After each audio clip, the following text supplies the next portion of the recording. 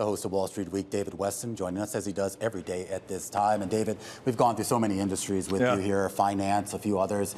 Now look at the restaurant industry, and you got a pretty good guess for us. It's nice to get a sense of the economy from like the ground level, what's really going on out there. And we welcome now Danny Meyer. He is Union Square Hospitality Group founder and executive chairman. Danny, thank you so much for being here. When we think about restaurants in the New York area, we think Danny Meyer. All of us do, really, in all honesty. Give us a sense of what the pandemic did to your business and what's left over from it. Well, we've got a near-term way to think about that and a longer-term way to think about that. Near-term, it brought our entire industry to its knees.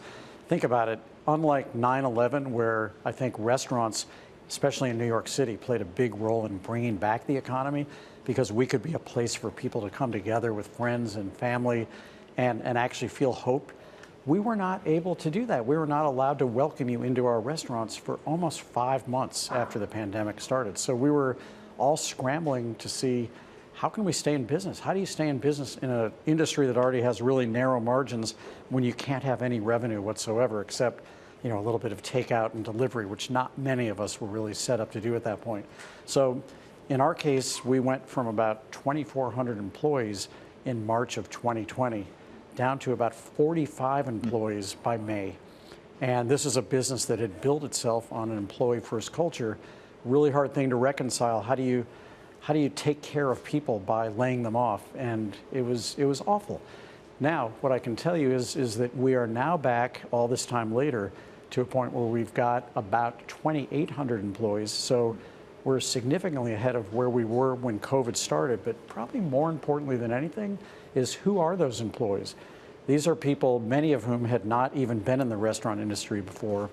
I think that during the time we were closed, let's not forget, we had the national disgrace, really, of the murder of George Floyd. And our industry, I think, did a very, very important job of taking stock of where we were. We are a far more diverse industry in terms of employment than we were going into COVID. So that's a really good thing. The nature of business means that you have your finger on the pulse of New York. And we all watch New York. It certainly has come back some. How far back has it come? What are you experiencing? It's different today. It's come back beautifully in a lot of ways, but it's different. So here's what's come back. Broadway has come back. I think tourism is starting to come back. International tourism is still lagging just a little bit.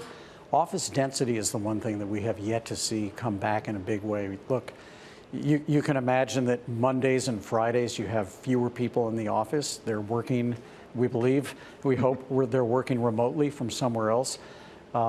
And so what that means is that the lunch business in restaurants is a little bit off, but there's been sort of an unexpected dividend, and that shows itself in a lot of different ways. First of all, I have never in my entire career seen our restaurants fill up with people earlier in the evening than it is right now. You go to a restaurant like Manhattan, where this gentleman was married, and you will see that bar fill up at 4:30 in the afternoon. I mean, fill up.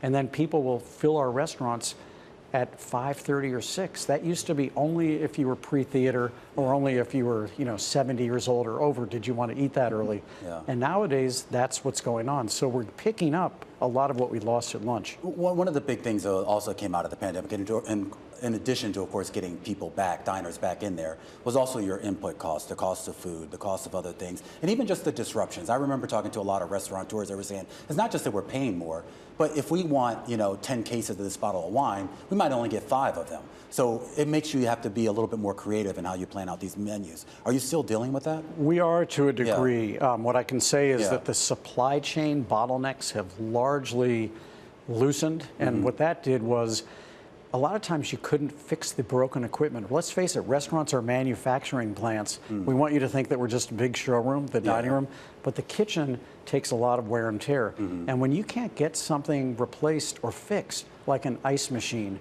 or a dishwasher part or a stove or an oven, it really slows things down. And the other thing that was really, really slow for a good 2 years from 2020 onward was being able to rehire talent. Now, I would say that if there's a silver lining to the inflation cloud, it's that has not only brought a lot of people back to the workforce, because if you're a tipped employee, your tip is a function of menu prices, which have only gone up, so you're making more money than ever. That's brought a lot of people back. And I also think that it's it's really helped retention, which makes restaurants even better. I'm curious about some of your investments. Obviously, you have your own restaurants under your own brand, your own company, but you've also been a pretty prolific investor in other chefs and their ventures as well.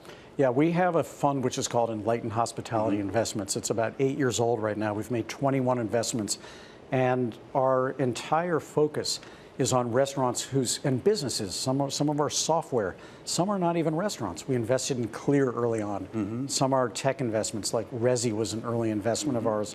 Converse Now is a more recent investment, which is an AI ordering system for drive-through restaurants. Goldbelly, which is a wonderful platform to have iconic foods from around the country delivered overnight. Joe Coffee is one of our investments. So we look for businesses that are employee-first cultures that really believe that when you take care of your stakeholders, stakeholders take care of your shareholders. Tell us about Notco, something you've told us about sustainability, which I find fascinating, sort of AI, as I understand, at least machine learning. Yeah, Notco is a food business which was founded in Chile. It's one of our investments. And Notco is a business that found an algorithm. They have a computer program called Giuseppe, and it understands the molecular structure of every fruit and vegetable and in which combination you combine the right fruits and vegetables to create something that is not what you thought it was. The reason it's called Notco, though, is that, for example, their first product was not mayonnaise, and then it was not milk. Not milk is widely distributed now throughout Whole Foods. Shake Shack is actually just launching this week a non-dairy milkshake made with Notco's chocolate milk. What do they make it out of? They figured out that cabbage and pineapple juice in the right combination makes milk. Yeah, that sounds tasty. Who would have thought? Yeah, exactly. So tell us about your empire. I'll call it an empire because it is an empire. It's a collection. Where does it go next? What's the next vista that you're trying to conquer? Well, what we're trying to achieve, I wouldn't call it conquer, and what I don't like about the word empire is it seems like we're trying to gobble up territory. We're trying to create life-enhancing experiences for human beings, and that's what we try to do. But I think we're incredibly excited right now for Daily Provisions. It's in its early stages. There's only 4 right now. They're all in Manhattan. We do have plans to open another one soon across a certain river.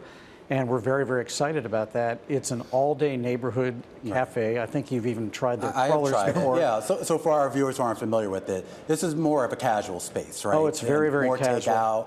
I mean, you could eat there as well, but definitely more of just show up with your family. Yeah, it's pretty much 50-50. 50% of the people dine in, 50% of the people But why take do out. that? I mean, you have a lot of high-end restaurants that I think would be much bigger profit generators. What was the idea behind this? I think one of the things that we have learned is that people don't want to park their taste. So all the food is created by the same quality chefs that work in our, as you would call it, high-end restaurants.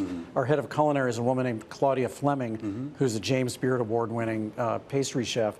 And what we've learned is that people want the same quality of food. They just sometimes want it more quickly and maybe a little bit less expensively than sitting down in a full-service restaurant.